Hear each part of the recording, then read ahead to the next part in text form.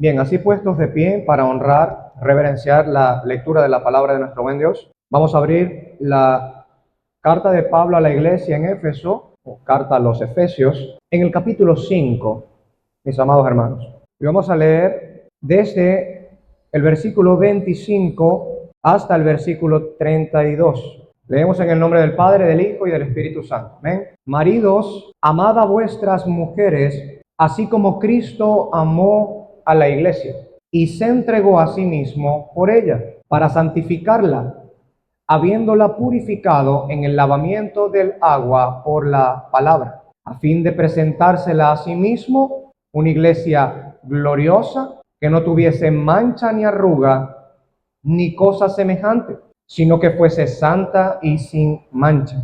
Así también los maridos deben amar a sus mujeres como a sus mismos cuerpos. El que ama a su mujer, a sí mismo se ama, porque nadie aborreció jamás a su propia carne, sino que la sustenta y la cuida, como también Cristo a la iglesia, porque somos miembros de su cuerpo, de su carne y de sus huesos. Por esto dejará el hombre a su padre y a su madre, y se unirá a su mujer, y los dos serán una sola carne. Grande es este misterio, mas yo digo esto respecto de Cristo y de la iglesia.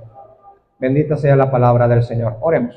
Amado Padre Celestial, bendito Dios bueno, grande y misericordioso, a ti recurrimos en nuestra oración para rogarte que tengas misericordia de nosotros y que nos permita, Señor, en esta mañana prestar atención a tu bendita y santa palabra, que ella informe nuestras mentes, transforme nuestros afectos y corazón y guíe, Señor, nuestra conducta, que reforme nuestra conducta de manera general, desde adentro hacia afuera, Señor. Queremos rogarte que tu palabra pueda ser recibida con mansedumbre en nuestros corazones y que, a pesar de nuestras múltiples faltas que tenemos delante de ti, que sin duda alguna, hasta el día en que seamos glorificados, tendremos, Señor, que a pesar de estas faltas, tengamos un corazón que se incline, Señor, a ti y no a la maldad. Estemos buscando siempre tu palabra para recibirla con mansedumbre, por la cual pueden ser salvadas nuestras almas, por la cual podemos crecer para salvación, como dicen, Señor, tus escrituras. Y en segundo lugar, te ruego por mí mismo, como instructor de tu palabra, que me des la fortaleza, Señor, físicamente, la cual ahorita no poseo, Señor, como de costumbre. Te ruego que fortalezcas mi cuerpo, pero que también, Señor, mantengas la lucidez de mi mente para predicar o exponer tu bendita y santa palabra. Que sea fiel, Señor, en poder exponer lo que tu palabra muestra. Y que esta predicación entonces, usada por tu Santo Espíritu, pueda guiarnos a santificarnos, a mejorar, a crecer, Señor, en gracia y en conocimiento de tu Hijo Jesucristo. Bendícenos en esta hora, te rogamos, con la llenura de tu Santo Espíritu y con una explicación clara de tu palabra y una aplicación práctica que sea necesaria y suficiente. En el nombre de Cristo Jesús, nuestro Señor y Salvador, te rogamos estas cosas, Padre. Amén. Bien, hermanos, quiero hacer una pausa extendida a nuestra serie de la teología actual reformada, aprovechando que en este contexto hace un par de semanas hemos comenzado en conjunto con la Iglesia Bíblica Dios Soberano una serie de exposiciones bíblicas de diversos temas bíblicos, tocando ciertos temas bíblicos, y todos relativos a el ejercitarnos en la piedad, el disciplinarnos para la piedad en diversas áreas. La que me tocó por ahora exponer recientemente tiene que ver con el matrimonio, y es precisamente lo que quisiera también exponer aquí. Debo decir en primer lugar que las porciones que se van a estar exponiendo tienen que ver principalmente con el hombre, y principalmente con el hombre casado. Pero eso no quiere decir, por supuesto, que un hombre soltero no puede tomar provecho de la enseñanza bíblica, porque ciertamente, si es soltero y algún día procura casarse, pues será mejor que entienda lo que es realmente un esposo según los términos bíblicos, antes de casarse. Para que luego no me estén llamando tanto para consejería. No se preocupe. Siempre es necesaria la consejería. Vivimos en un mundo en el que todos nosotros fallamos. Pero también es necesario que las mujeres escuchen esto para que, si están solteras, puedan tener un marco referencial de qué tipo de hombre perseguir para el matrimonio. Cuando digo perseguir, no perseguir en el sentido literal. Aguántese un momento. ¿Ok? Me refiero a hacer un seguimiento, o sea, de la mente, del pensamiento. ¿Ok? Mosca, porque estos tiempos son buenos. ¿Entiendes? Decir, oye, parece un hombre bíblico, parece un hombre piadoso. Creo que sería un buen hombre para formar una familia. A eso me refiero. Y las que ya están casadas, para que puedan ayudar a sus esposos a santificarse. Ayudar a sus esposos a santificarse. Porque usted y yo sabemos, por supuesto, que hay a veces muy buenas intenciones de parte de la esposa para ayudar a la esposa a santificarse, pero no termina siendo exactamente de ayuda, sino de tropiezo, ¿no? Y entonces, lejos de poder dar una cancha abierta como para la santificación, pues hace que el camino para el hombre santificarse sea más difícil. Así que bueno, habiendo aclarado estas cosas, quisiera dar a manera de introducción, antes de pasar a 3 puntos principales en los que voy a desarrollar el primer versículo de nuestra lectura, maridos, amad a vuestras mujeres. Quiero dar una breve introducción. Yo quiero que note, querido hermano, que en el texto que hemos leído, si bien yo he despejado los textos cortos y breves que hablan acerca de la mujer y su rol, el cumplimiento de su rol como esposa, aún así quiero que note cuánta diferencia hay en el tamaño de los pasajes que tratan el rol del hombre con el que tratan el rol de la mujer. No quiero decir con esto, por supuesto, que de la mujer no se diga nada en la Biblia.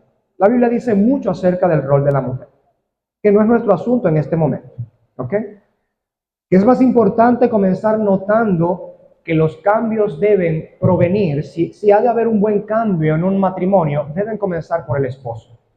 Si ha de haber un buen cambio en la familia, ha de comenzar por el esposo, porque el esposo ha sido colocado por Dios para ser como una figura sacerdotal en el hogar.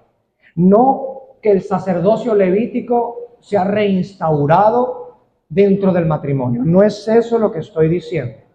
Estoy diciendo que hay como una figura en ello, que aquello que hacía el sacerdote, de alguna manera, bajo los términos o cánones del nuevo pacto, el esposo debe hacerlo para con su familia, para con su hogar, velar por ellos, darle la palabra, santificarlos, estar pendiente de su salud física. Todas esas cosas las hacían los sacerdotes en el Antiguo Testamento. Y de alguna manera, como una pequeña cápsula, ¿no? Como una pequeña célula de la asamblea mayor total, los esposos deben poder ser capaces de comportarse de esta manera para con su esposa y para con sus hijos, su progenie. Ahora, este es el punto. Cuando vemos este pasaje, nos damos cuenta que el apóstol Pablo toma varios textos, en contraste con la mujer, varios textos para hablar acerca de cómo debería comportarse un esposo en el matrimonio. Por supuesto, lo que más debe llamar la atención en este punto es que Cristo se erige como un patrón y estándar absoluto para lo que debería ser el esposo en el hogar. Si Pablo es capaz de hacer semejante comparación y establecer tales estándares respecto al matrimonio, entonces resulta imperativo para el hombre que procura disciplinarse para la piedad que tiene provecho en esta vida y en la venidera, ahondar en el concepto de matrimonio que las Escrituras nos dan, para que entonces pueda disciplinarse el esposo con los mandamientos que Dios da sobre el pacto marital. Entonces, al final de cuentas, y para finalizar esta breve introducción, cuando nosotros leemos un pasaje como este, el esposo debe preguntarse, cuestionarse a sí mismo, decir, ¿me veo a mí mismo cuando leo estas palabras de la Biblia? ¿Me describen a mí estas sentencias sobre el marido que parece a Cristo? ¿Estoy yo amando, santificando y cuidando a mi esposa como Cristo ama, santifica y cuida a su esposa, que es la iglesia? Entonces, para dirigirnos hacia nuestro santo deber, revisaremos tres características principales. Yo he tomado solamente la guía estructural de un libro llamado Disciplinas del Hombre Piadoso y he tomado tres características estructurales de ese libro con respecto al matrimonio. No el contenido, como cualquiera que lea el libro se dará cuenta que no es el contenido, pero sí la estructura para ello, para poder dar el tema de una manera estructurada en ese contexto. Estas tres sentencias serán la disciplina del amor abnegado, como nosotros debemos, como hombres, disciplinarnos para amar abnegadamente como Cristo amó a la iglesia. Y esa es la que estaremos tocando hoy. Por supuesto, esa tiene tres subpuntos, esa sola. La segunda, que no la estaremos tocando hoy, será la disciplina del amor santificador, como el hombre debe amar santificando a su esposa y por consecuente a su hogar, por supuesto. Y el tercero es la disciplina de amar a la esposa como a uno mismo.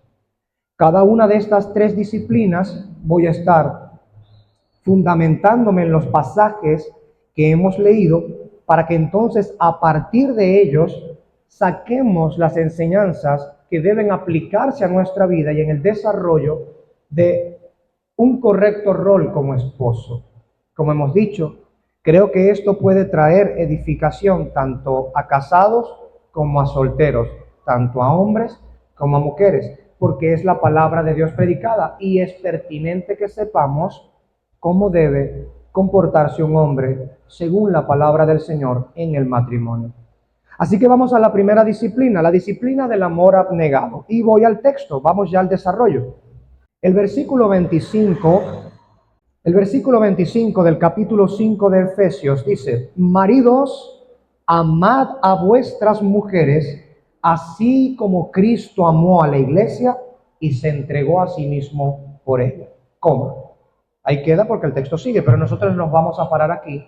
Y aquí vamos a tener nuestro primer paréntesis para tratar este texto el día de hoy. La palabra del Señor dice, lo que acabamos de leer: amad a vuestras mujeres así como Cristo amó a la iglesia. El amor marital, para comenzar, hermanos, debe ser sí o sí un amor abnegado. Porque cuando Pablo dice que debemos amar a nuestra esposa como Cristo amó a la iglesia, se entiende que ese ha sido un amor abnegado.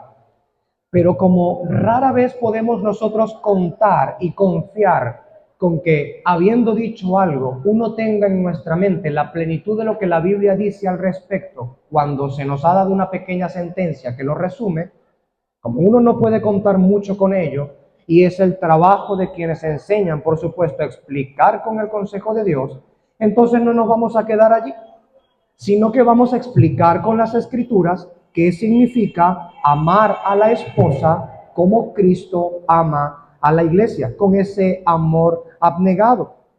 Así que lo primero que considero apropiado para hacer es cuestionar qué es un amor abnegado. ¿Qué significa amor abnegado? El término abnegación, ¿qué debe significar para nosotros? Bien, permítame definir de manera breve que la abnegación es el sacrificio que alguien hace de su voluntad, sus afectos y de sus propios intereses en beneficio y por amor de alguien más que no es el mismo. Se niega en sus afectos, se niega en su voluntad, se niega en sus propios intereses, los sacrifica en virtud de traer el bien y el provecho a alguien más a quien ama. Eso es amor abnegado. Pudiéramos también traer los sinónimos que el diccionario de la Real Academia Española da para abnegación, que ofrece para abnegación. Podríamos al menos mencionar tres: sacrificio, desprendimiento y renuncia. Tres adjetivos que curiosamente muestran perfectamente el actuar amoroso de Cristo. Cristo ha actuado con sacrificio, se ha desprendido y ha renunciado. Cuando nosotros consideramos realmente lo que Cristo ha hecho, llegamos a esa conclusión. Pero como al leer el texto de Efesios 5:25, no lo vemos explícitamente allí, sino reunido en un resumen de sentencia, amar a la esposa como Cristo amó a la iglesia, ya presupone que quienes leen deben meditar en cómo Cristo amó a la iglesia para que entonces podamos imitar el cómo amar a nuestra esposa. Así que por eso lo vamos a desarrollar más. Con solo el significado de las palabras, se nos hace absolutamente claro a lo que hace referencia. Pero nosotros tenemos que ir un poco más allá y considerar seriamente lo que dice el Espíritu Santo aquí. La palabra del Señor en este caso manda al esposo amar a la esposa como Cristo amó a la iglesia y dice, y se entregó a sí mismo por ella. Entonces debemos decir que cuando Pablo por el Espíritu escribe esto, no está mencionando cualquier amor para emular. Ciertamente no está diciendo, por ejemplo, como el amor que nos muestra Hollywood en sus películas. Digo, hay algunas películas que uno pudiera decir, oh, qué historia de romance tan hermoso. Perfecto, claro, no hay problema. Hay algunos, por supuesto, que se pueden salvar, aunque de las de ahorita hay muy poco, creo que se pueda salvar. Pero lo cierto es que aún a pesar de eso, Pablo no está diciendo, amen a su esposa como la película más hermosa de Hollywood que ustedes puedan encontrar. A eso me estoy refiriendo. Obvio, porque Hollywood no existía en ese tiempo, pero los teatros existían en ese tiempo. Y no da, por supuesto, una referencia a lo que los poetas de su tiempo decían con respecto al amor. No habla acerca de cualquier ejemplo de amor en el mundo. Tampoco toma como concepto para seguir acerca del amor aquel concepto personal de lo que es el amor. Miremos, por ejemplo, cómo está el mundo ahorita. Aquel colectivo del abecedario, el que se ha apropiado tiranamente de la figura de el arco en las nubes, el arco iris. Ya usted sabe cuál colectivo estoy hablando, ¿verdad? Bueno, hay que hablar en estos términos para que no nos tumben las redes, porque son muy tolerantes esa gente. Ellos dicen, por ejemplo, amor es amor. Ellos tienen un concepto de amor. Ese concepto está pervertido, está distorsionado, no es conforme a la verdad de Dios. Pero este es el punto. Pablo no está mandando a que amemos a nuestra esposa con nuestro concepto de amor, ni con el concepto del mundo.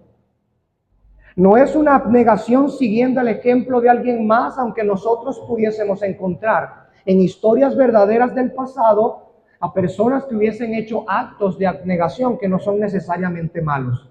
Pero aún así, Pablo tampoco está recurriendo al ejemplo de abnegación que otras personas tengan en el mundo. Pablo está apelando al ejemplo de Cristo. No como un mero ejemplo, por supuesto, aunque debe tomarse como ejemplo, sino como un patrón y estándar.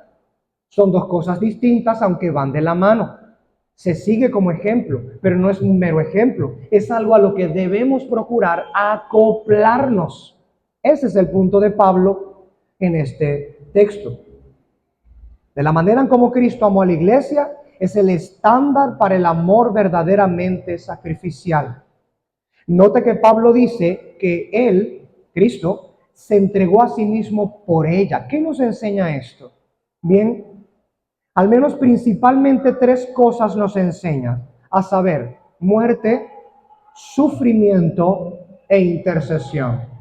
Y estas tres serán las que con el consejo de la palabra del Señor vamos a estar explicando para ahondar en la forma en la que Cristo amó a su iglesia, a fin de que el hombre entienda cómo debe amar a su esposa.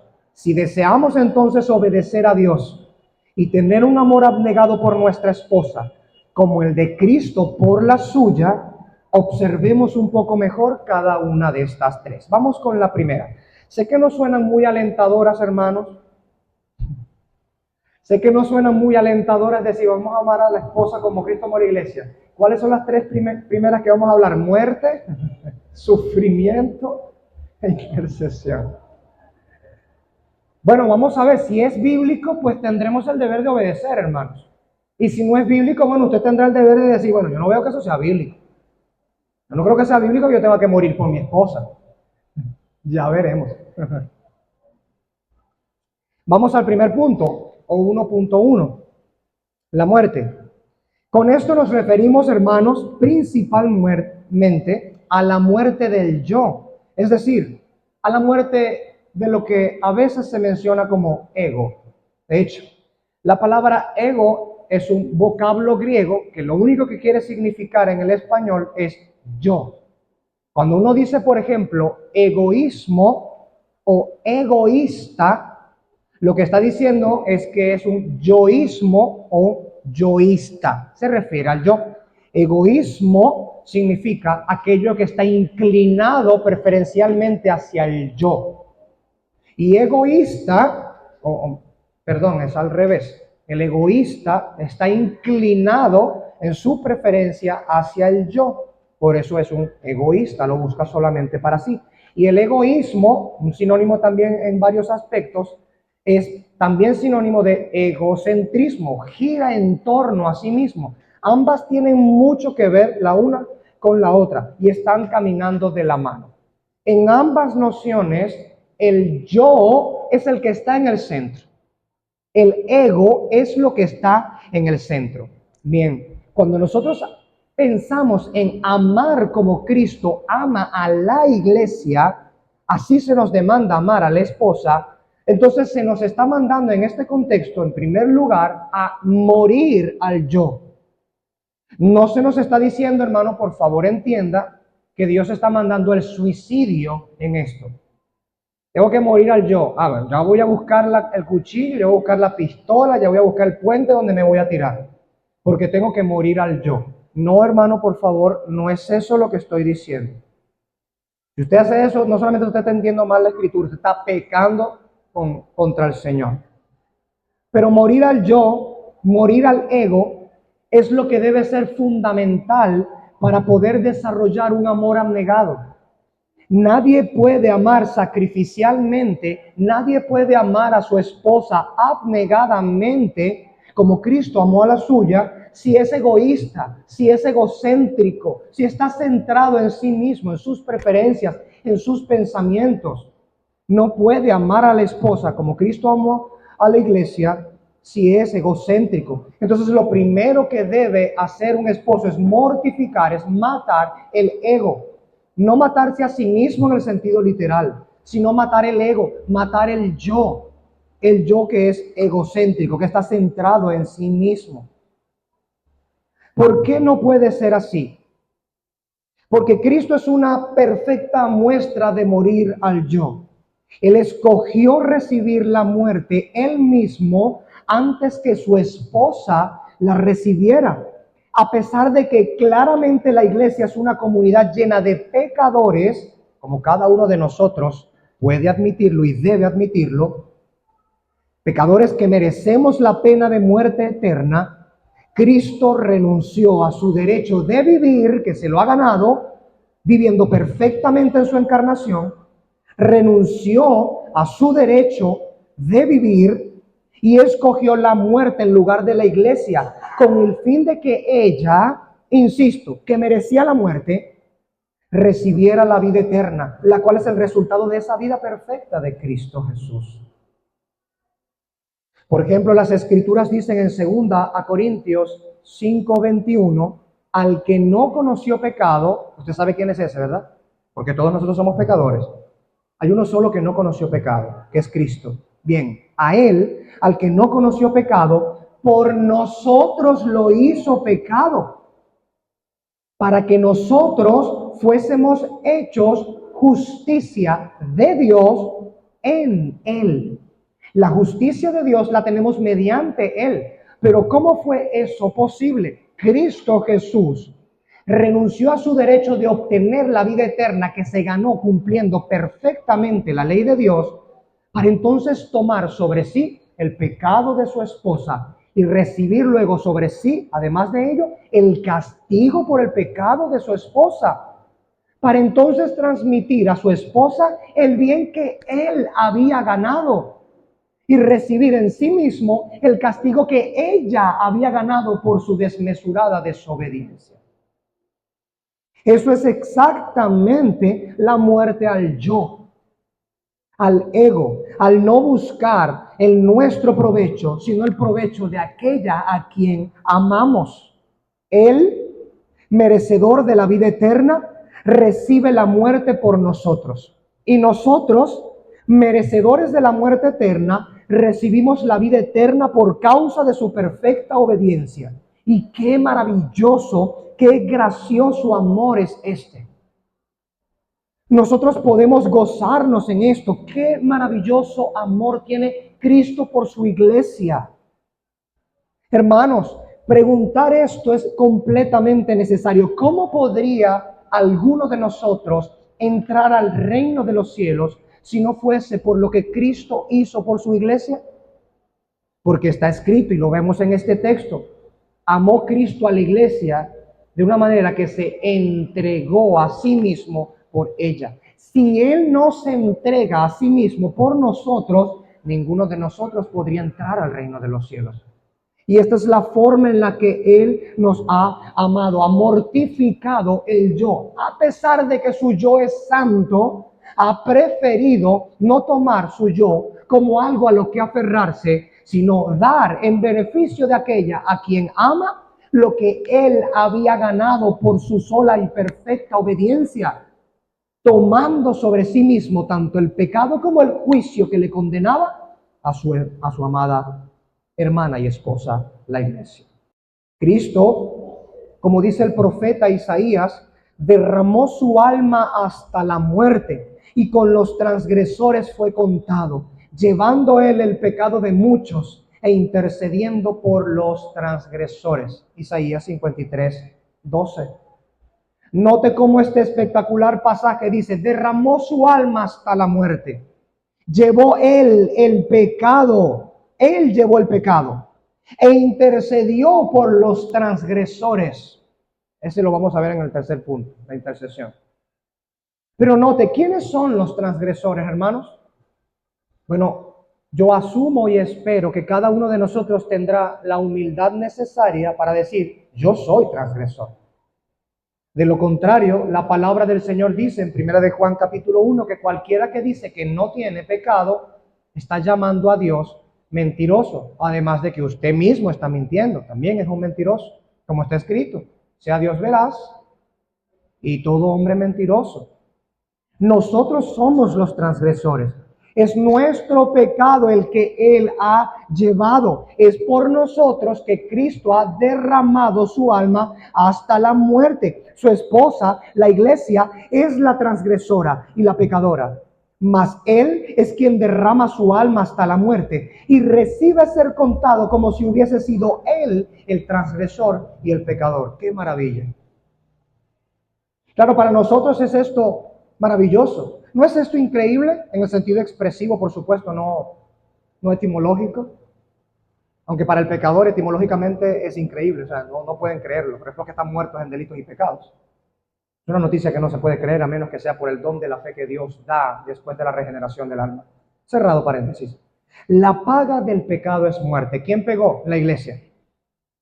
Si la iglesia pecó, ¿qué merece la iglesia? Muerte. Y no digo de la iglesia como si fuera la única que ha pecado. El mundo ha pecado. Pero en este contexto estamos hablando de la iglesia porque hay un limitado y estrecha comparación.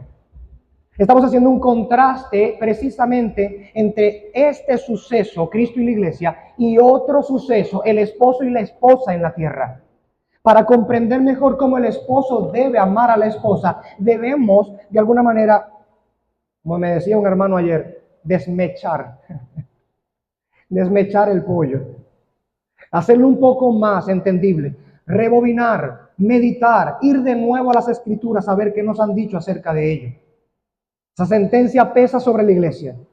Y ya que la razón por la que la muerte puede arrebatarle a Cristo su esposa es el pecado que tiene la iglesia, entonces, ¿qué es lo que hace Cristo? Bueno, se coloca en el medio para que el castigo por el pecado y el pecado mismo caigan sobre él para liberarla así de la sentencia fatal. Por causa del pecado, la ley de Dios puede condenar justamente a la iglesia a una muerte eterna. Pues, ¿qué hace Cristo?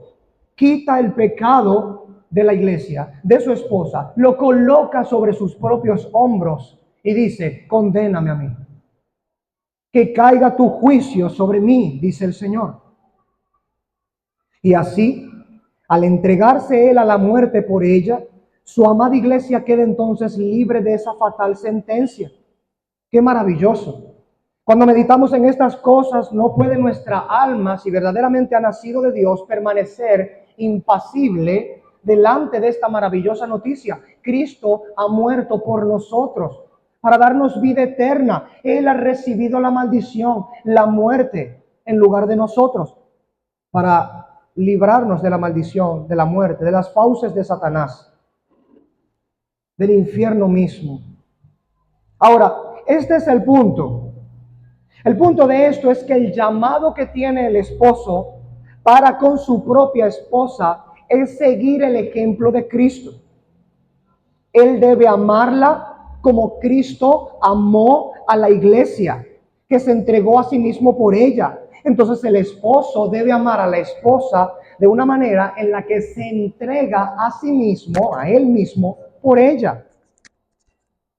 Es un amor sacrificial. Es un amor abnegado, no es un amor egoísta. Dicho sea de paso, realmente esa clase de amor no existe en términos bíblicos, un amor egoísta. No pudiera decir, bueno, me amo enfermamente. Me amo enfermamente. Sí, hay formas de amarse a uno mismo que son enfermas, que son pecaminosas, ¿no? De esto también vamos a hablar un poco luego. Pero el punto de esto es que el amor egoísta, el que habla las escrituras de amor realmente, no puede ser un amor egoísta. Eso sería un oxímoron. O en gran sentido, una contradicción, en pleno sentido, una contradicción. Porque si tenemos el concepto de amor que es bíblico, luego entonces no puede ser egoísta. Porque el concepto bíblico de amor es contrario al significado del egoísmo. Cualquiera que revise los términos bíblicos acerca del amor encuentra que es contrario al egocentrismo o al egoísmo. Un amor que no escatima su propia vida. Eso es un amor abnegado, que le entrega el lugar de ella y con amor a ella, con deseo por ella, de su beneficio, de su cuidado. Incluso si soy yo el que está saliendo perjudicado, como Cristo salió perjudicado en su decisión de entregarse por ella. Esa clase de amor es un amor que es una invitación a la muerte del yo. Cualquiera que no logre entender que debe amar a su esposa muriendo al yo, entonces sencillamente no va a poder jamás obedecer el mandamiento de amar a la esposa como Cristo ama a la iglesia. Debemos tener conciencia de esto. El matrimonio es en sí mismo un llamado a morir. Es un llamado a que se niegue el hombre a sí mismo. Ve, hermano, cómo es distinto el concepto de amor marital en las escrituras, en la religión cristiana, en la fe cristiana, que el concepto que el mundo tiene acerca del amor, o sea, acerca de un esposo. En el mundo un hombre se le considera mucho más hombre si tiene 2, 3 mujeres, 4 mujeres, y el amor que debería ser de una lo divide entre varias, y es que se puede decir que aquello es amor y lo divide, porque evidentemente aquello no es amor en los términos bíblicos, como ya hemos dicho. Pero ese es el concepto tergiversado, obviamente, de amor que tiene el mundo. ¿Qué concepto debe seguir el hombre de Dios? ¿Qué concepto debe tener el hombre piadoso? El concepto bíblico del amor.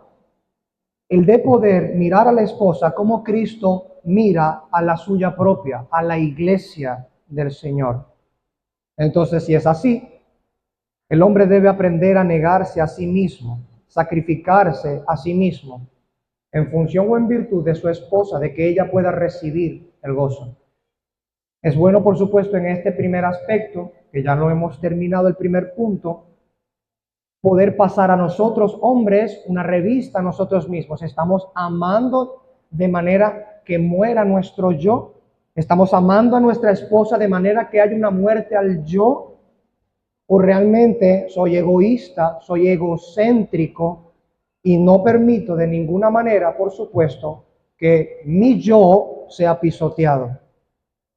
Estoy dispuesto a negarme a mí mismo, estoy dispuesto a rebajarme, estoy dispuesto a morir en lugar de mi esposa.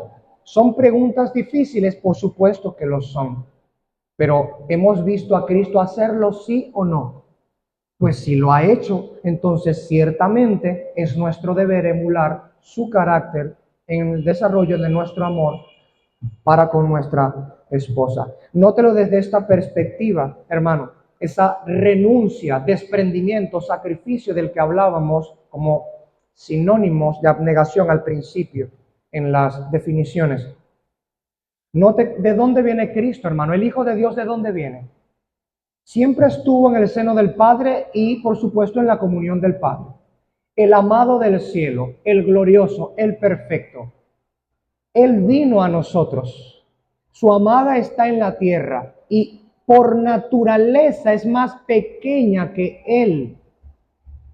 Pero Él, siendo grandioso, siendo el que es, se desprende de la gloria celestial que le es legítimamente suya, se desprende de la gloria celestial para humillarse en el proceso que llamamos teológicamente encarnación. Pablo lo describe bellamente en aquel himno en Filipenses 2, el himno de la humillación de Cristo. Cuando Cristo se humilla de esta manera, ha escogido vestirse de carne. Pablo dice en otro lugar que los ángeles quedaron pasmados al ver a Dios en carne, porque el creador de todas las cosas ahora se vestía de criatura. Eso es una profunda humillación, pero hay algo entre ceja y ceja en Cristo. Él se está humillando no porque sea masoquista o algo por el estilo, o alguna de esas extrañas desviaciones de carácter que tenemos en la tierra. Él se humilló a sí mismo no porque sea masoquista o algo por el estilo, sino porque entre ceja y ceja tenía ¿a quién? A la iglesia, correcto, a su esposa. Pero no satisfecho con vestirse de carne, ya estando humillado en la forma de carne, el verbo encarnado, el logos de Dios hecho carne, ya humillado en esa humillación, valga la muy adecuada redundancia, se humilla aún más, sirviendo a los transgresores. Y sirviendo a los transgresores no queda satisfecho, sino que además de esto muere por los transgresores, es decir, en lugar de lo que debería caer como sentencia sobre ellos, la recibe él. Y no satisfecho con eso, no tomó cualquier muerte en lugar de los transgresores. Dice Pablo, tomó la muerte de cruz, que usted y yo ya sabemos por reiteradas enseñanzas que es una muerte de maldición. Una muerte de maldición. Eso es lo que Cristo hizo en su viaje para buscar y redimir a su esposa. Se humilla, se desprende, renuncia a la gloria celeste para colocarse por debajo y venir y morir en lugar de su esposa y en beneficio para su esposa. Eso es amor abnegado. Eso es amor sacrificial. En segundo lugar, el sufrimiento. Hermanos, al considerar los sufrimientos de Cristo, nuestro corazón se debería ensanchar con un amor profundo por Él. Al considerar la muerte, uno queda pasmado, ¿no? Es el Rey del cielo, el Dios omnipotente, el autor de la vida, como le llama Pedro en el libro de los Hechos, narrado por Lucas. El autor de la vida se le arrebató la vida, fue asesinado. Pero como él mismo decía, él entregó su propia vida en lugar nuestro. Y estas cosas deberían pasmar nuestro corazón. deberían hacer que podamos detenernos y decir, ¿qué está pasando aquí?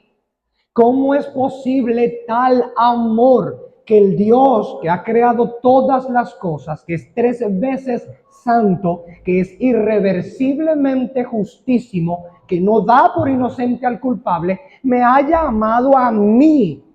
Que si Él es 3 veces santo, yo soy 3 veces culpable o más en el pecado. ¿Cómo es esto posible? Oh, cuán grande amor ha tenido, dice el apóstol Juan, Dios con nosotros, que nos ha hecho sus hijos. Hay un gran amor allí, un amor por el cual deberíamos poder sorprendernos y extasiarnos del amor de Dios en Cristo. Me refiero a que eso sea como un éxtasis a nuestra alma, el amor de Cristo. De alguna manera eso forma parte también de una reflexión práctica, hermanos. Cada cuánto nosotros realmente consideramos el amor de Cristo y entramos en éxtasis, no me malinterpreten, un éxtasis, no un frenesí, aunque éxtasis está muy sinónimamente colocado con el frenesí. Pero un éxtasis donde usted guarde la cordura, quiero decir. Donde usted guarde el entendimiento, que su alma se derrita, a saber, como una ofrenda de libación, que se derrama su alma delante de la presencia del Señor. ¿Cuándo fue la última vez que se extasió en el sacrificio de Cristo? Bien, creo que a los hombres nos falta un poco más de éxtasis por el sacrificio de Cristo, porque entendiendo mejor el sacrificio de Cristo, entonces entenderemos mejor lo que Dios ha mandado para con nuestra esposa, nosotros los esposos. Ahora, cuando hablamos acerca del sufrimiento, gracias hermano. Hermanos, consideremos esto. A nosotros nos tocan las promesas gloriosas, pero a Él le tocaron los horrores, los sufrimientos y las vergüenzas. Es decir, Cristo no solamente murió por su iglesia, no es que descendió a los 33 años de edad y dijo, aquí estoy para la cruz, crucifíquenme, sino que Él estuvo dispuesto a sufrir por la iglesia. En un sentido muy amplio, podemos decir que su entera vida ha sido un sufrimiento, porque el Dios eterno que lo ha creado todo y que es glorioso, se ha encarnado y ha tomado la carne de una criatura. Eso es una humillación. Una humillación que Él vivió toda su vida. El Rey de Reyes y Señor de Señores, el Creador del universo, habitó hecho carne en medio nuestro. Por más que nos parezca, y así es, glorioso lo que ha sucedido, debemos recordar que eso fue una profunda humillación. Vergüenza, sufrimiento y horror hubo en todo ese contexto, pero acercándose, por supuesto, el clímax de la pasión de nuestro Señor Jesucristo, vemos aún más horrores, más sufrimientos y más vergüenzas. Cristo nos dice Leví en su evangelio, esto es Mateo 26, 37 y 38, que tomando consigo a Pedro y a los 2 hijos de Zebedeo, comenzó a entristecerse y a angustiarse. Angustia. En el corazón del Señor Jesucristo había angustia. Había tristeza profunda. Entonces les dijo a ellos, mi alma está muy afligida. Angustia, tristeza, aflicción. Afligida hasta el punto de la muerte. No fue solo, por supuesto, el clavarle los clavos y dejarlo tendido allí hasta que se desangrara hasta morir, que sí sucedió. Pero no fue solamente eso, es lo que quiero decir. Hubieron otros sufrimientos que estaban acompañando todo el proceso de nuestro Señor Jesucristo.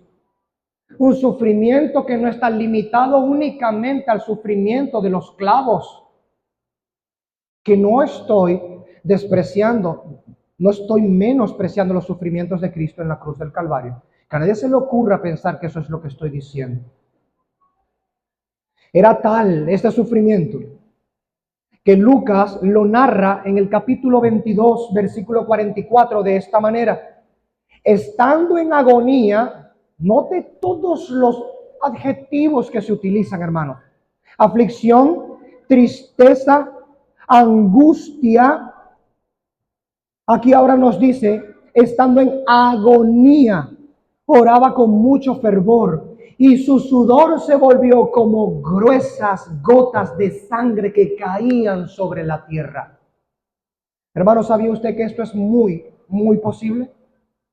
Cuando una condición de estrés, depresión tan grande sobreviene en un individuo, los vasos capilares pueden romperse y brota sangre. Era tal la presión, era tal la angustia, era tal la agonía, la aflicción, el sufrimiento, el dolor en el alma de Cristo, que incluso sudaba gotas de sangre. Isaías, viendo en visión los sufrimientos del ungido de Jehová en lugar de los suyos, nos describe estos sufrimientos así. Permítame narrarlos, son del versículo 3 al 5 en el capítulo 53. Dice la palabra del Señor: fue despreciado y desechado de los hombres, sufrimiento. Varón de dolores y experimentado en quebrantos, sufrimiento. Y como uno de quien los hombres esconden el rostro, sufrimiento. Fue despreciado y no le estimamos, o estima para él, aunque él era el amado del cielo. Sufrimiento. Ciertamente él llevó nuestras enfermedades y cargó con nuestros dolores. Sufrimiento. Con todo, nosotros le tuvimos por azotado, por herido de Dios y afligido. Sufrimiento. Mas él fue herido por nuestras transgresiones. Herido, sufrimiento. Molido por nuestras iniquidades, sufrimiento. El castigo por nuestra paz cayó sobre él, sufrimiento. Y por sus heridas nosotros hemos sido sanados. Herida, sufrimiento. Tanto por implicación como por explicación, tan solo en estos 3 versículos hay claramente la profecía dice, va a sufrir. De hecho, en muchas de las versiones de las traducciones al español del pasaje 53 de Isaías, dice los sufrimientos del ungido de Jehová. Los sufrimientos. Miren lo que dice el versículo 10 de ese mismo capítulo. Quiso el Señor quebrantarle, sometiéndole a padecimiento. Wow. El Padre, con quien siempre ha tenido comunión, quiso el Padre quebrantarle, quiso el Padre someterlo a padecimiento, a dolor, a sufrimiento. Y no es legítimo decir en nuestro aspecto, qué mal Padre, porque no lo está haciendo por supuesto, se haya portado mal Jesucristo, haya pecado Jesucristo, porque Él no tiene pecado. El mero pensamiento es blasfemo. En Él no hay engaño en su boca. En Él no hay ni un ápice de error o de pecado.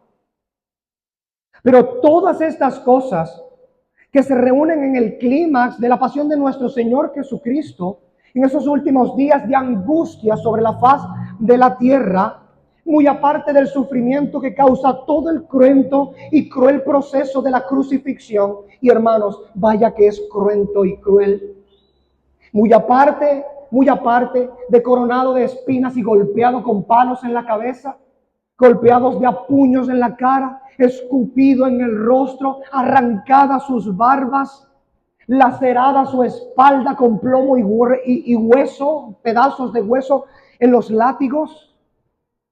Mucho más allá del cansancio, la deshidratación, la pesadez en la misma alma, el no poder cargar ni siquiera su propio madero de lo debilitado que estaba.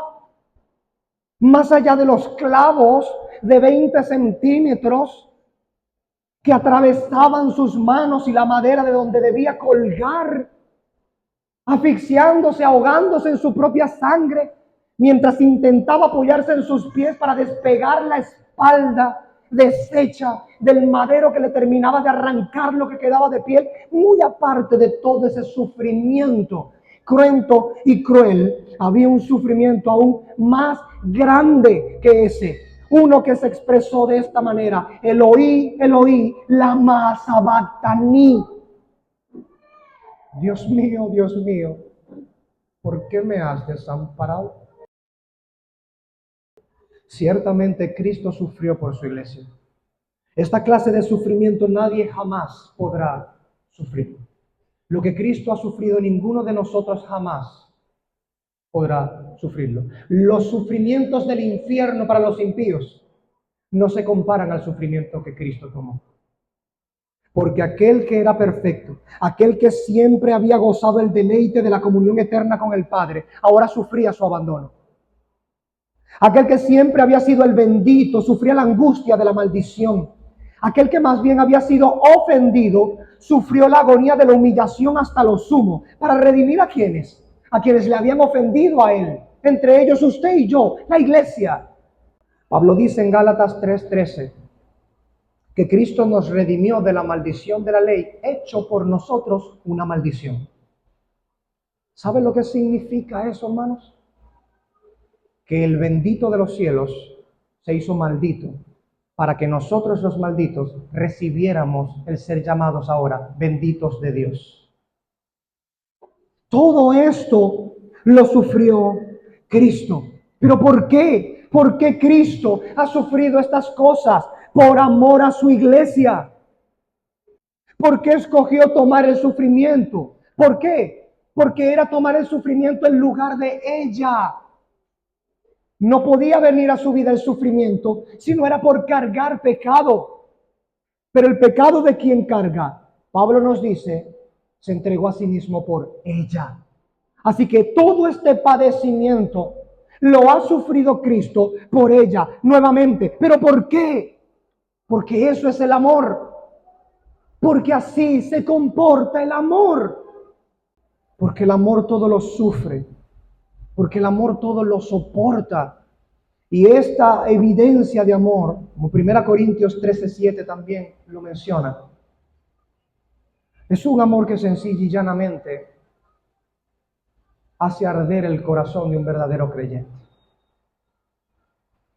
Cristo se identificó de tal manera con la iglesia que sufrió por ella. Sufrió por la iglesia. Ahora, considere esto.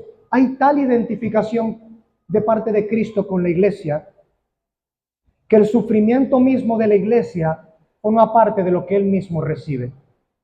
Él se toma muy a pecho, incluso, el sufrimiento de su propia esposa. No el sufrimiento en lugar de su esposa, que ya lo hemos mencionado, sino incluso el sufrimiento de su propia esposa, de su iglesia. Se nota la diferencia, ¿verdad? No solo el sufrimiento por la iglesia, sino el sufrimiento de la iglesia. Por ejemplo, permítame dar al menos un ejemplo en ello. Cuando ya Cristo había resucitado, y nótese, sufre antes de la muerte y en la muerte. Y después de la resurrección, también hay una identificación con el sufrimiento y la angustia de su esposa. Después de que Cristo resucita, se identifica de manera intensa también con la iglesia. Y podemos verlo en Hechos capítulo 9, en los versículos 4 y 5. Porque cuando Pablo perseguía a la iglesia, cuando Pablo estaba detrás de la iglesia, y usted y yo sabemos ya la historia, qué era lo que estaba aconteciendo. ¿Para qué perseguía Pablo a la iglesia? ¿Para entregarle dulces? ¿Para hacerle cariño a los creyentes? Claro que no. Pablo los entregaba a la cárcel, los entregaba a ser azotados, los entregaba y los colocaba a blasfemar del Señor Jesucristo. Los presionaban y torturaban para negar la fe de Cristo. Y muchos de nuestros hermanos fueron entregados a muerte por Pablo. Y Pablo no solo fue testigo de estas cosas, sino que incluso consentía en las muertes de ellos. Como tenemos una prueba con el fiel discípulo, el diácono Esteban, en el capítulo 7, que termina el capítulo diciendo que las ropas de quienes apedrearon a ese santo hombre del Señor cayeron sobre los pies de Pablo, y él consentía esa muerte. Bien, persiguiendo a la iglesia en camino a Damasco, pues se le presenta el Señor. Y le dice: Saulo, Saulo, ¿por qué me persigues? Mas al no conocer la voz del que le habla, no saber quién es el que le pregunta tal cosa, le pregunta: ¿y tú quién eres? ¿Quién eres tú, Señor? Jesucristo le responde: yo soy Jesús a quien tú persigues. Hermanos, el asunto parece obvio, pero yo me permito recalcarlo igual. Pablo estaba persiguiendo a la iglesia. Dice el texto en su contexto que había recibido cartas con permiso para que él hiciera lo que estaba haciendo de parte de los ancianos del Sanedrín. Estaba persiguiendo a la iglesia. Pero cuando sale a su encuentro Jesucristo, ¿qué le dice? ¿Por qué persigues a mi iglesia? No. Le dice: ¿por qué me persigues? Saulo está persiguiendo a la iglesia, pero Cristo dice: ¿por qué me persigues a mí? Y cuando le responde quién es, dice: yo soy Jesús, a quien tú persigues. 2 veces. Tú me estás persiguiendo a mí, es a mí que me estás persiguiendo. Al Señor glorificado, al Señor de la vida, al Señor de la gloria. Y desde allí Saulo entiende muy bien quién es la iglesia del Señor. ¿Quién es la esposa del Señor? Por eso no nos debe sorprender lo que escribe en Efesios 5 sobre Cristo y la iglesia. Pablo lo entendió muy bien. Estoy persiguiendo a la iglesia. Estoy persiguiendo al esposo de la iglesia, a la cabeza de la iglesia. La iglesia tiene un esposo, es Cristo, y yo le estoy persiguiendo. El mal que yo procuro contra ella, lo estoy procurando contra él, que es su cabeza, que es su esposo. Cristo hace estas cosas porque está profundamente identificado con su iglesia. Profundamente identificado. Pero esto nos lleva nuevamente, para concluir este segundo punto, a la reflexión práctica. Si Cristo sufre de esta manera por su iglesia, si se identifica de manera tan profunda con su esposa, la iglesia, y usted y yo, querido hombre, participamos como miembros de la iglesia por la cual Cristo ha sufrido y con la cual se identifica tan profundamente, ¿no es nuestro entonces el deber de identificarnos con nuestra esposa profundamente, de tal suerte que si hemos de sufrir los horrores, vergüenzas, lo hagamos por amor de nuestra esposa? Este segundo punto hace como si el primer punto quedara chico, quedara pequeño.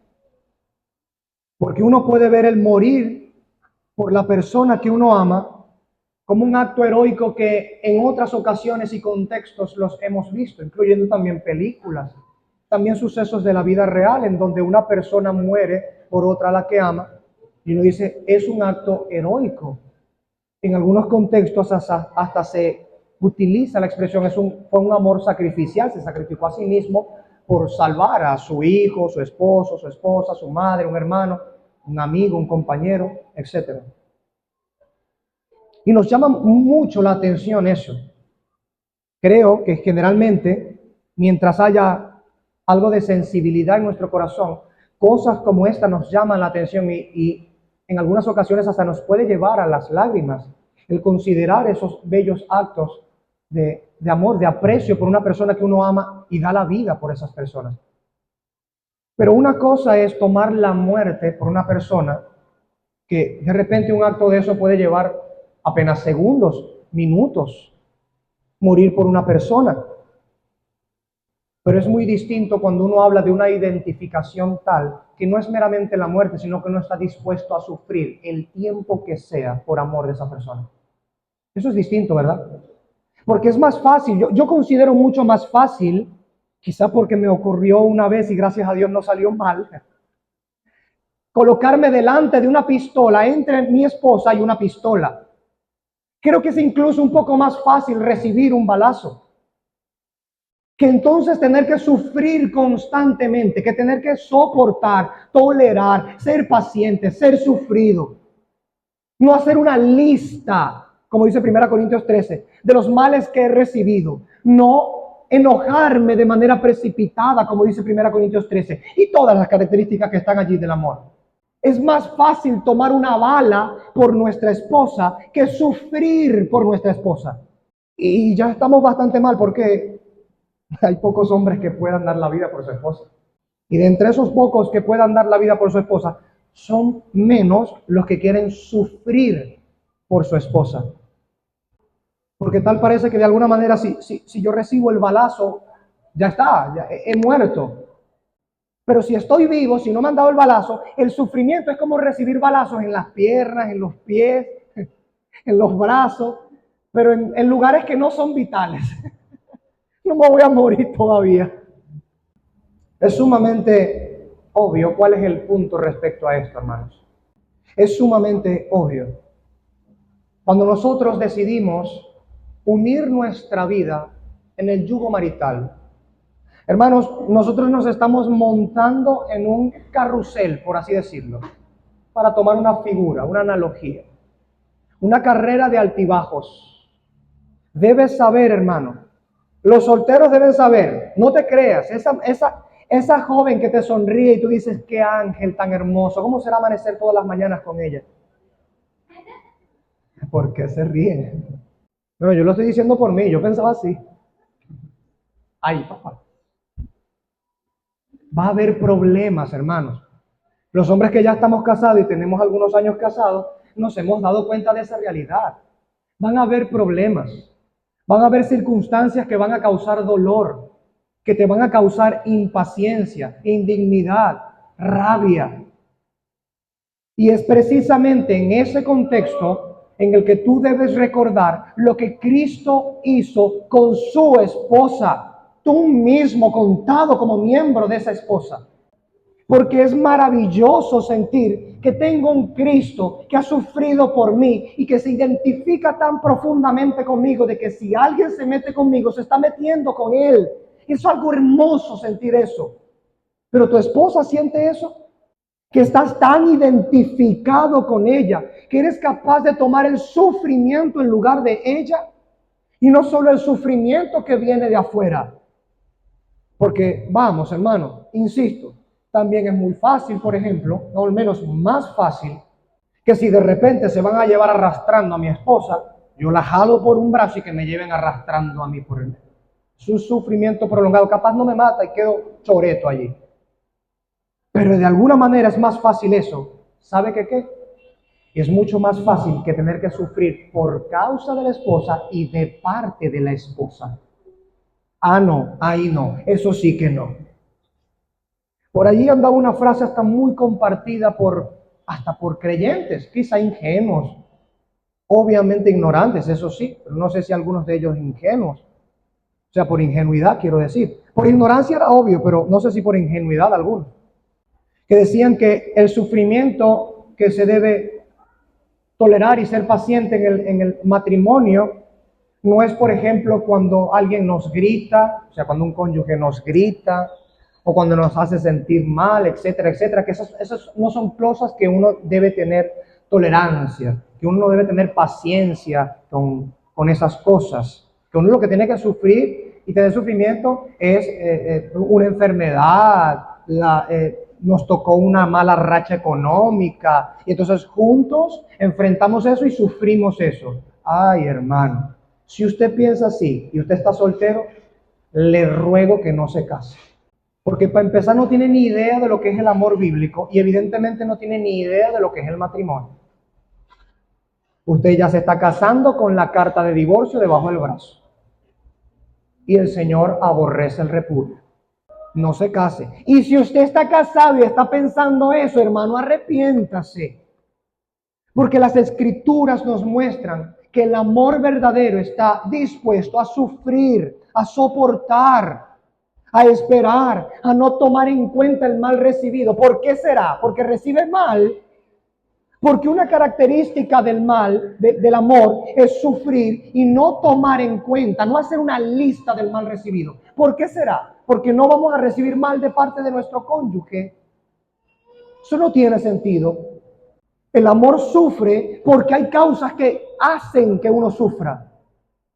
Porque hay situaciones que causan el sufrimiento y no meramente causas externas al matrimonio, en el mismo matrimonio. Y estamos llamados, queridos hombres, a soportar y a sufrir de esta manera. Ay, pastores, que usted no sabe lo que significa estar casado con esa mujer. Usted no tiene idea de cuántas veces yo he escuchado eso en las consejerías. Pastor, usted no tiene idea de lo que significa estar casado con fulana. No voy a decir los nombres para que...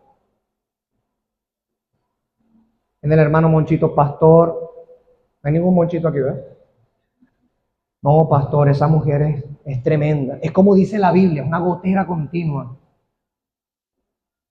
Yo quisiera tener terrado para irme al rincón yo solo. Ay, hermano, yo escucho esas cosas y yo lo que digo es, Dios mío. Hermanos, y puede que en algunos contextos tenga razón, pero lo que estoy diciendo es que no tiene razón en la forma en la que se acerca para la consejería. Obviamente está obstinado de su esposa. Eso está bien. No, porque esa no es la forma en la que Cristo sufrió tus propios pecados. Y ese es el punto. No es que Cristo te ayude y te ama y se pone al lado tuyo para sufrir tu pobreza. Te sufre a ti. Porque tú y yo somos pecadores. Porque nosotros también fallamos contra el Señor. Mentimos. Nos desviamos del camino. Y el Señor con dulzura nos llama con lazos de amor y tiene paciencia sobre nosotros y engrandece su misericordia sobre nosotros y permanece fiel en su fidelidad. Ah, pero entonces ahí es pesado.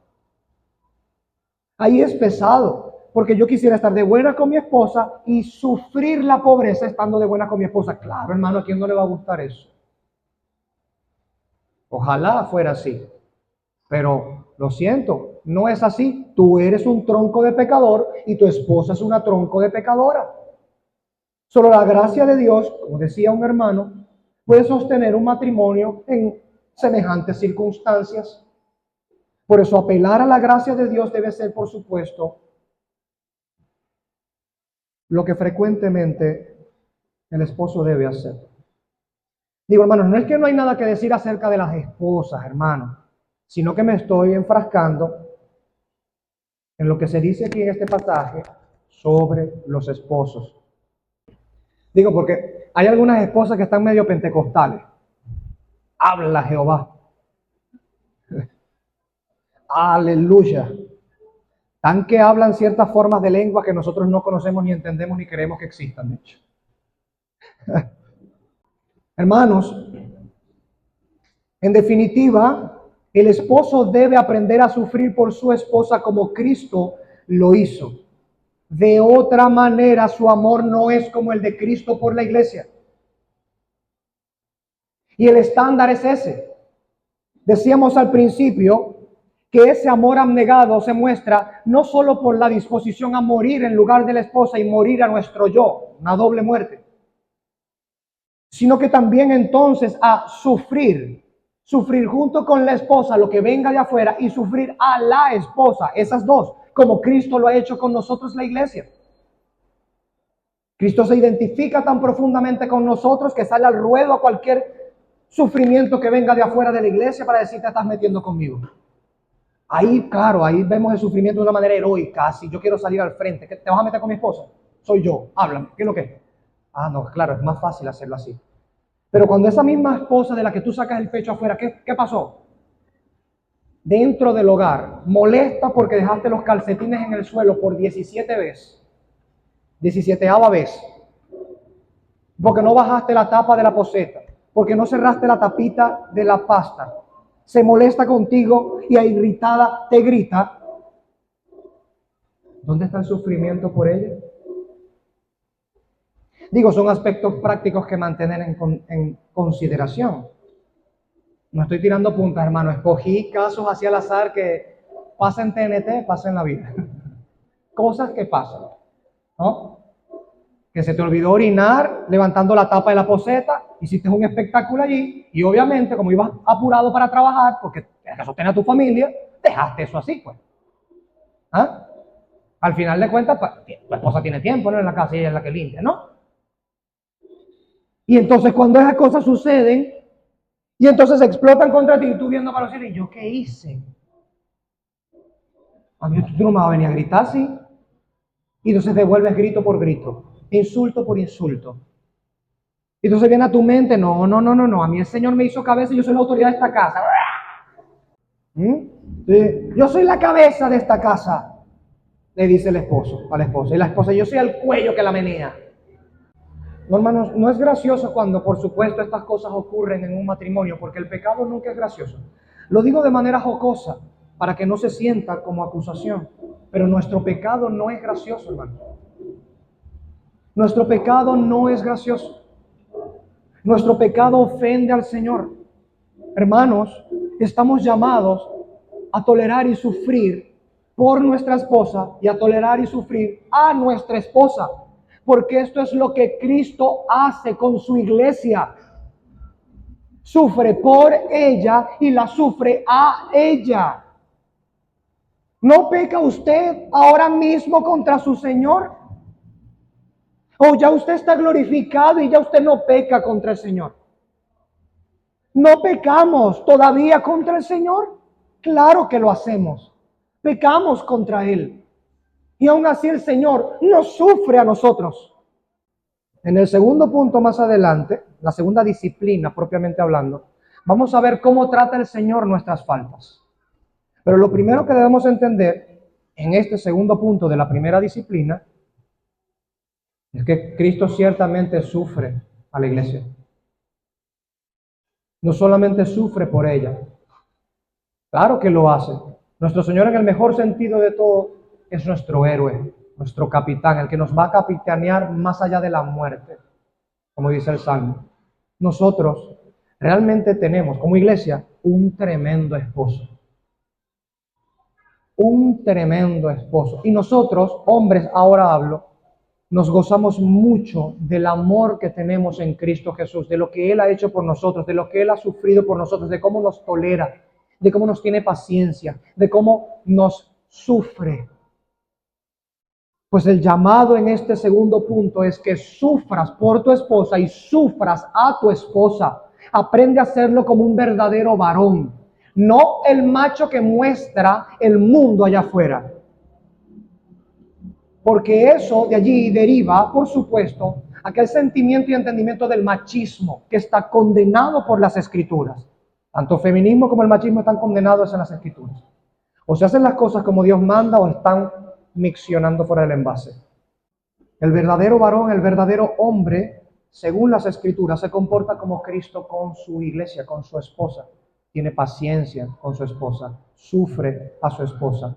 Insisto, no es que no puede decirle nada a su esposa, ya lo veremos en la segunda disciplina el próximo domingo. No es que no puede decirle nada a su esposa cuando esté engorilada, como dicen los chamacos el día de hoy. No es que no se le puede decir nada cuando esté engorilada, es que no te engoriles tú con su engorilamiento. Vamos a verbalizar, a conjugar como verbo el vocablo gorila. El español es muy rico. No de sabor, ya ve que es rico. En tercer lugar, en esta primera disciplina, la disciplina del amor abnegado, no solo es la muerte, no solo es el sufrimiento en lugar de la esposa, por la esposa y a la esposa, sino también la intercesión. Este es el último punto de esta primera disciplina. La intercesión. Hermanos, Cristo se entregó a sí mismo por la iglesia, pero no solamente en el sufrimiento y la muerte, sino también teniéndola siempre en sus propios pensamientos. El hecho de que Cristo sufrió por la iglesia y aún sufre de alguna manera a la iglesia, es decir, la soporta, le tiene paciencia, es longánime con sus muchísimas faltas. Nada más cuente las suyas, hermano. Si yo cuento las mías son un montón y todas las está soportando Cristo. A eso me refiero. Ahora sumemos todas las nuestras. Imagínese usted. Ahora sumemos todas las de las iglesias locales de Venezuela y luego las de todo el mundo. Es un montón de longanimidad lo que Cristo tiene. Es una chorrera de paciencia, de soportar lo que Cristo tiene. A eso me refiero. Pero no es lo único. No solo murió, no solo optó por el sufrimiento en lugar nuestro, sino que también tiene siempre en los pensamientos a su iglesia. De tal suerte que Hebreos 12:2 dice, por el gozo puesto delante de él sufrió la cruz.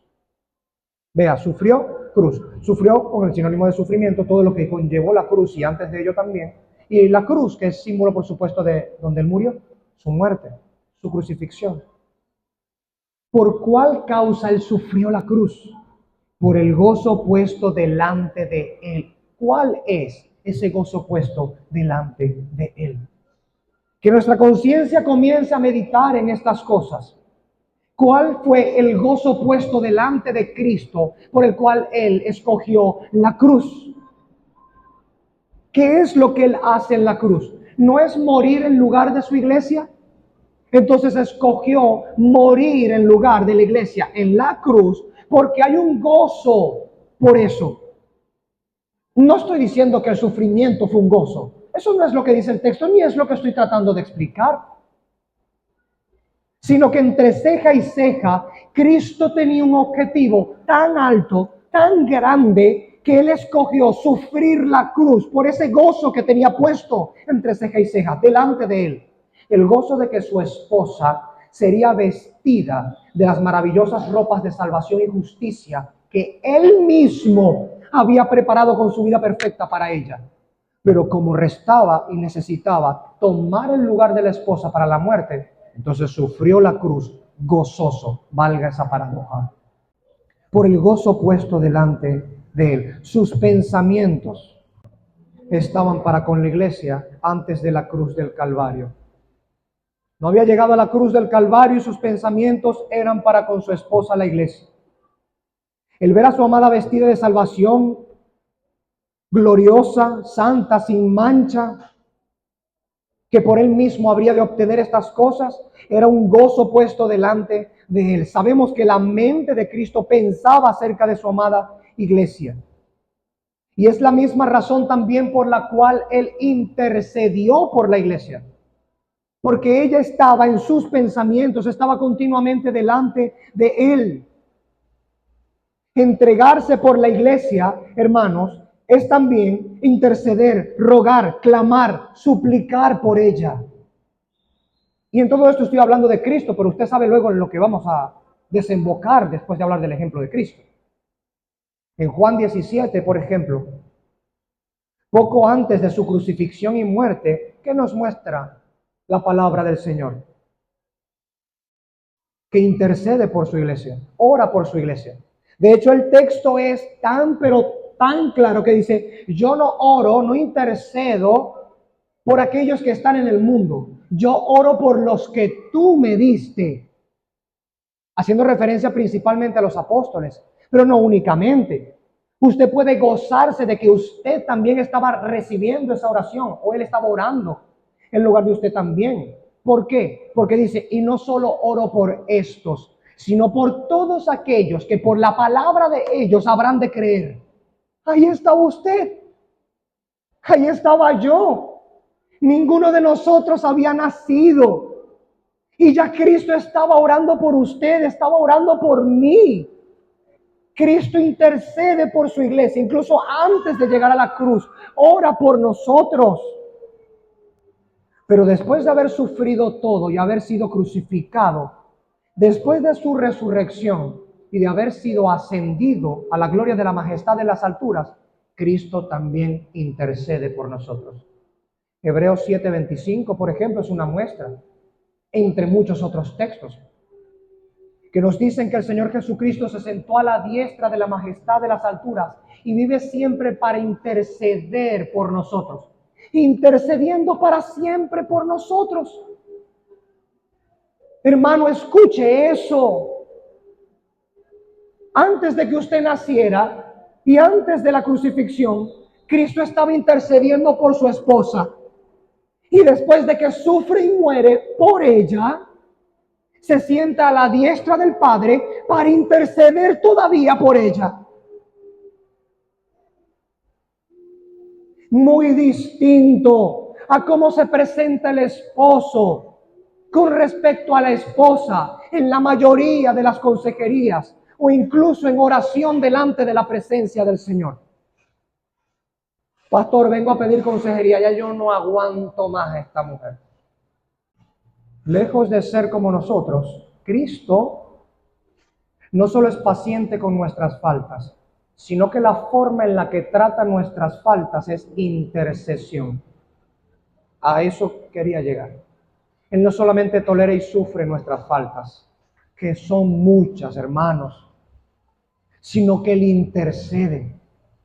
Cristo no está, hermanos, a la diestra del Padre diciendo, ahí está, otra vez Monchito, Padre, ¿ve? Pero ve la calidad de ovejas que tú me das, ve, ven a ver esto, ve. El mes pasado le perdoné el mismo pecado, ven a ver, otra vez. Una leve variación, pero el mismo. No, eso no es lo que hace Cristo. Ese es el significado concreto de Satanás, del diablo, el acusador. Cristo no está a la diestra del Padre para acusar a la iglesia que es su esposa, sino que está a la diestra del Padre para interceder por su esposa. Esa es la forma en la que Cristo trata las faltas de su esposa. No la malpone, no la destroza, no la acusa. No le dice, ve la tronca esposa que me gastó, ve, la que tú me diste, ve, fui a morir por ella y ve. Parece que no es suficiente haber derramado toda mi sangre y haber hecho todo lo que hice. Y los guamazos que tú me diste en lugar de ella. Ven a ver. No, Cristo no se comporta de esa manera. Usted y yo nos comportamos de esa manera. Porque somos crueles. Porque somos intemperantes. Porque somos impacientes. Porque no actuamos como Cristo con respecto a las faltas de la iglesia. Incluso cuando nos presentamos en oración. ¿Cómo nos presentamos en oración? Perro, Señor, ayúdame, dame paciencia con mi esposa, Señor. Digo, no es que sea pecado pedir paciencia, no eso es lo que estoy diciendo. No es pecado pedir paciencia. Con la paciencia ganaremos nuestras almas, dice Santiago. La paciencia es muy buena. Y es necesario que la paciencia tenga todo su proceso, también dice Santiago, para que seamos perfectos y cabales sin que nos falte cosa alguna. Algunos que piden paciencia no quieren el proceso de la paciencia. Ay, papá, yo no sé cómo van a hacer, pero no están entendiendo realmente. Entonces, están pidiendo paciencia y usted no está entendiendo realmente. Tienes allí la oportunidad de ejercitar la paciencia, de tolerar, de esperar, de sufrir, de soportar por amor. Esa es la verdadera paciencia. Entonces, Señor, dame paciencia. Y tu esposa insumisa, gritona, ofensiva, todas las cosas cuales son pecados. No estoy diciendo que no son pecados. Para que vayan a decir, las mujeres, me gusta esta predicación. El próximo domingo voy a traer unos invitados. La Biblia también habla de las mujeres, hermano. Hay cosas que son hermosas delante de los ojos de Dios, de parte de las mujeres. Y generalmente la mayoría de las mujeres, incluso las cristianas, no las tienen. Así que están lejos de ser bonitas delante del Señor, ¿oyeron? Por más que se echen maquillaje y se pongan rímel, están lejos de ser bonitas. Cerrado el paréntesis, seguimos echando para los hombres. El aspecto práctico de esto es muy sencillo, hermanos. Creo que agotado en este contexto, lo que la Escritura nos muestra, no siendo exhaustivo, pero al menos en el sentido y la idea de ella, de qué es lo que se supone debe hacer un esposo para con la esposa cuando tiene faltas y tiene pecado. Tiene que amarla abnegadamente. ¿Cómo? Intercediendo como Cristo intercede por su esposa. Hermano, ¿no adoras tú a tu Señor? Porque cuando tú tienes una falta, tú tienes un tremendo defensor a la diestra del Padre. Lejos de sentir que tienes un acusador a la diestra del Padre, tú sientes que tienes un consolador, que tienes un defensor sentado a la diestra del Padre, que tú pecas contra el Señor y tú puedes encontrar en su ternura que si tú vas a Él no te desecha, te recibe con amor, te tiene paciencia, te sufre e intercede por ti. Pues el aspecto práctico de esto es, obviamente, claro, es sencillo. ¿Oras por tu esposa? ¿Realmente te interesas por su bien espiritual, afectivo y físico? Tanto como para poder doblar tus rodillas constantemente para rogar por amor a ella. ¿Cómo tratas? Si oras por ella, ¿cómo tratas sus faltas delante del Señor? Que Él las sabe. Él sabe todas las faltas de tu esposa. Incluso sabe todas las faltas tuyas, aunque tú mismo no sabes todas tus faltas. Ahí dice David en uno de los salmos: líbrame de los pecados que me son ocultos. Hay faltas que no sabemos que tenemos. Y Dios las sabe. Cristo, el esposo de la iglesia, sabe todas nuestras faltas, incluso las que nosotros no sabemos. ¿Y cómo trata Él, el esposo de la iglesia, con nuestras faltas? Intercede, clama, ruega. Bien, ¿doblamos nosotros nuestras rodillas por ella? ¿Doblamos nuestras rodillas de manera sincera por amor a ella? ¿Qué buscamos en nuestra oración cuando intercedemos por ella? Si es que intercedemos, ¿qué buscamos? Señor, dale lo suyo para que aprenda.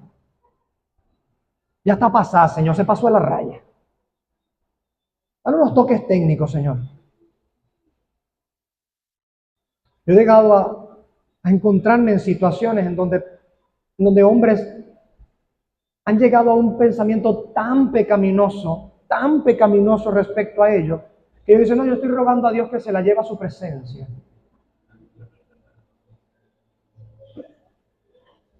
¡Wow! ¡Qué piadoso!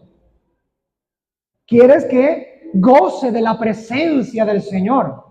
Las calles de oro. ¿Quieres que tu esposa vaya a las calles de oro, observe aquel cristalino mar, las habitaciones celestes, las coronas, las piedras? Y habla, tú sí eres piadoso, ¿vale? Eso es una maldad, hermano, con camuflaje. Eso es una maldad con camuflaje. Está despreciando a su esposa. Está deseando que muera. No quiero estar con ella. Eso es lo que está diciendo. No quiero estar con ella.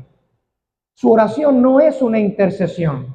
Cuando uno revisa las intercesiones en las Escrituras, todas ellas nos encontramos que buscan el provecho y el bien. Y dirá: bueno, pastor, pero qué mayor bien que se vaya para el cielo, pues. Te doy otra nomás, porque estamos en vivo.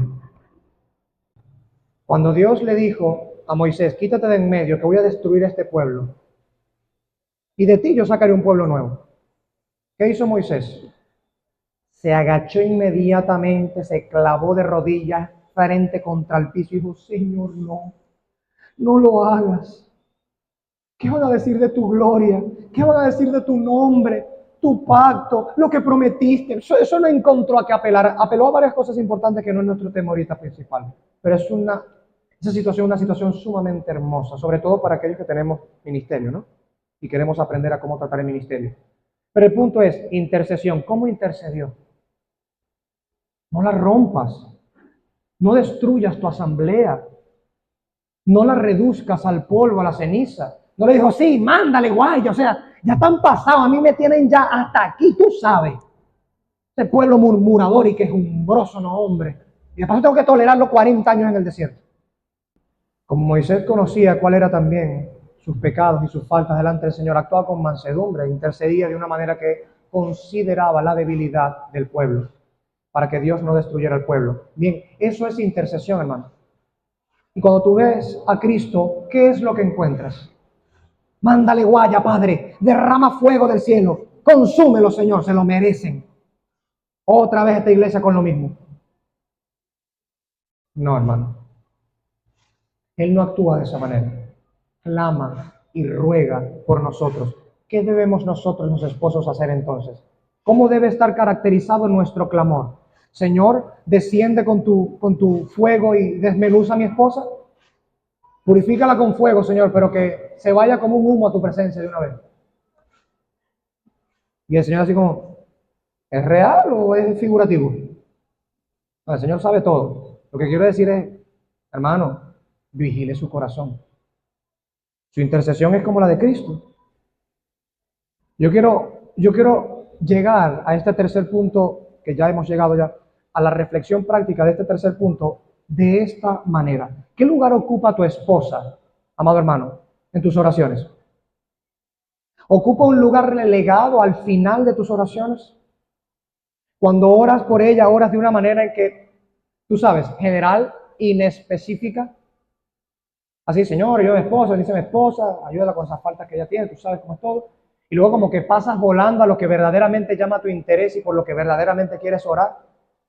Señor, estoy rogando este aumento, Señor, el ascenso en el trabajo, Señor. Tú sabes que me estoy esforzando, Señor, bendíceme. ¿Qué lugar ocupa tu esposa en tus oraciones? Tus peticiones sobre ella son superficiales. Pasas corriendo de esas peticiones para entonces pedir a lo que verdaderamente te importa. ¿Cómo son tus peticiones por ella? ¿Verdaderamente ella ocupa un lugar importante? ¿Verdaderamente la ves como tu propio cuerpo? ¿Verdaderamente pides por ella con un amor abnegado? Eres capaz de pedir incluso diciendo, Señor, bendícela, incluso si yo quedo por debajo. Oras de esta manera.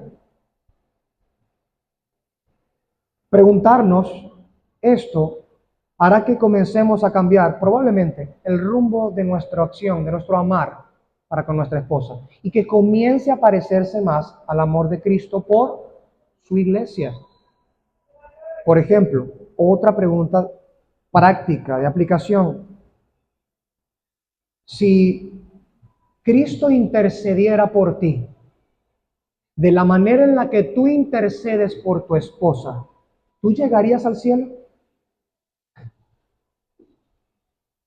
Está como ruda la pregunta, ¿verdad? No me respondan, esposos, por favor. No digan que sí para mentir del lado de la esposa y la esposa así como que contesta para ver. ¿Qué vas a decir? Si Cristo intercediera por ti de la misma manera que tú intercedes por tu esposa, varón, escucha. Porque Él es tu estándar correcto. Él es tu patrón a seguir. Y Él intercede de una manera que garantiza, asegura, procura tu salvación. Que obtengas todo por lo cual Él luchó. Por eso intercede a la diestra del Padre. No solo para obnubilar tus pecados. Es decir, no veas. Tapar tus faltas y tus pecados. Se ocupa de tapar toda tu inmundicia para que no sea vista. Sino que además de eso, también intercede fuertemente para que aquello que fue prometido, que claramente nosotros no merecemos, y es la gloria eterna, la recibamos. ¿Oras así por tu esposa? ¿Clamas de esa manera? Oh, Padre, bendice a mi esposa, perdona sus pecados, no mires a sus pecados, Señor. Si Cristo orara por ti delante del Padre de la manera en la que tú oras por tu esposa, ¿te salvarías? ¿O la oración de Cristo tendría que cambiar para ajustarse a la tuya y entonces decir, Señor, la esposa que me diste, la mujer que me diste? Es lamentable saber, hermanos, que la mayoría de los hombres cristianos que dicen amar a su esposa, muchos de ellos pasan la mayor parte de su tiempo sin jamás levantar una oración que verdaderamente lleve las necesidades de su esposa, físicas, espirituales, afectivas, delante de la presencia del Señor. Y esto es horrible, ¿sabe por qué? Porque eso significa que no estamos amando a nuestra esposa como a nosotros mismos. Bueno, esa es la tercera disciplina, nos tocará luego. Pero ya ve que tiene mucho que ver con eso también. No estamos orando de una manera que santifique, esa es la segunda disciplina, el amor santificador. Y evidentemente, como vimos el día de hoy, tampoco estamos amando con un amor que es abnegado. Si las peticiones por ti ocupan el primer lugar, creo que estás siendo egocéntrico. Si las oraciones por ti están no solo abarcando la mayor parte del tiempo, sino que eres como más insistente, más incisivo en ello, estás mucho más entendido de ello. Digo, podría decir, bueno, es que es fácil porque soy yo mismo. Ahí está. Del yo mismo al yoísmo hay nada. Pero el amor abnegado, ¿qué hace? Se aplasta a sí mismo. Y entonces se adentra al corazón de su esposa para poder decir, quiero interceder por ti delante del Señor. Quiero saber cómo está tu corazón. Quiero que abras tu corazón a mí. Quiero escucharte. Quiero saber qué hay allí. Quiero saber tus pensamientos respecto a mí, respecto a mi amor hacia ti, respecto a cómo yo me conduzco contigo, el cómo te trato. Suéltamelo todo y déjame anotar. Porque quiero orar por estas cosas de todo corazón. Qué distinto es eso, ¿verdad? Qué distinto es esa clase de comportamiento. Qué distinto es esa clase de intercesión. Pero esa es la que tiene Cristo con nosotros. Sabe absolutamente todas nuestras necesidades y faltas y se presenta delante del Padre no para acusar y exterminar, sino para proteger y para hacer que se cristalice lo que Él ganó de bien para nosotros. Ese es nuestro estándar de un amor abnegado. El Señor nos ayude. Puestos de pie, vamos a orar. Amado Padre Celestial, te agradecemos, Señor, que nos hayas permitido escuchar la exposición de tu palabra. A pesar de que hemos hecho una pausa, Señor, con respecto a la serie que estamos tocando sobre la teología pactual reformada, que también son doctrinas muy necesarias de entender, Señor, en nuestra vida, en las cuales nos gozamos mucho al ver el fulgor del brillo de Cristo, en su esplendor. Aún así, Señor, estas enseñanzas también son necesarias para nosotros. Creo que tenemos graves faltas en nuestros hogares como hombres, en nuestras familias, en nuestros matrimonios, en nuestra iglesia. Al menos hablando de nuestra iglesia, Señor, yo quiero rogarte que nos ayudes, que nos des un corazón humilde para recibir tu palabra y poder llevarla a cabo. Hemos aprendido a partir de este primer versículo que tenemos el deber de amar a nuestras esposas como Cristo tu Hijo amó a la suya, nos amó a nosotros, la iglesia. Y vemos que implica, Señor, esa abnegación, que implica ese sacrificio, de estar dispuesto a la muerte, al morir al yo, al morir por ella, estar dispuesto a sufrir por ella o incluso sufrirla a ella con tolerancia, longanimidad, paciencia, como tu Hijo lo hace con nosotros. E interceder por ella cuando tengamos sus faltas, Señor, hacer como Cristo hace con las nuestras. Padre, ayúdanos porque esto es muy difícil, Señor. Pero es difícil no porque tú mandas algo que sea impropio, inadecuado, desajustado, sino porque nosotros tenemos pecado. Es difícil por nuestro pecado, por nuestro orgullo, por lo rústico que somos, por lo duro que somos con nuestras esposas. Pero para eso está aquí tu palabra, para corregirnos, para corregir nuestro trato hacia ella, para corregir nuestras palabras hacia ella, nuestros pensamientos, incluso nuestras oraciones en la intimidad para contigo. Que sean transformadas en una forma de oración que sigue el ejemplo de Cristo. Porque a eso tú nos estás llamando. Es un mandamiento que nos ha dado en tu palabra. Maridos, amad a vuestras esposas como Cristo amó a la iglesia, se entregó a sí mismo por ella. Ayúdanos a seguir este mandamiento, Señor. La próxima semana, al tocar las implicaciones de esta clase de amor abnegado, para conducirse como un amor santificador, permítenos también, Señor, el guardar en nuestros corazones estas cosas, a fin de que podamos por ellas crecer en gracia y en conocimiento. Bendícenos, Señor. Bendice a los hombres de esta congregación que quieren seguir tu parámetro, tu patrón y estándar en tu escritura. Bendice a estos hombres. Quienes se oponen a este patrón y estándar y quieren hacer lo que quieren, Señor, no les bendigas, repréndeles. Exhórtanos si no queremos, Señor, tomar el camino correcto, pero llámanos hacia ti, porque sabemos que tú no te complaces en destruir, sino en corregir y restaurar para conducirnos a la gloria. Entonces te ruego que quienes no quieren tomar el ejemplo de Cristo tu Hijo para acoplarse a ese estándar, les reprendas y les exhortes, pero que los llames a telón, Señor, que los llames, que aprietes, amarres bien la cuerda, Señor, y que no se vayan lejos, al contrario, que vengan al mero centro de tu voluntad, expresada en tu santa palabra, que comiencen a amar a sus esposas, que amemos a nuestras esposas, como Cristo tu Hijo amó a la iglesia. Podamos entregarnos sacrificial, abnegadamente, por nuestras esposas, con las tres cosas que al menos el día de hoy, de manera sucinta, hemos considerado. Gracias, Padre de lo alto. Amén.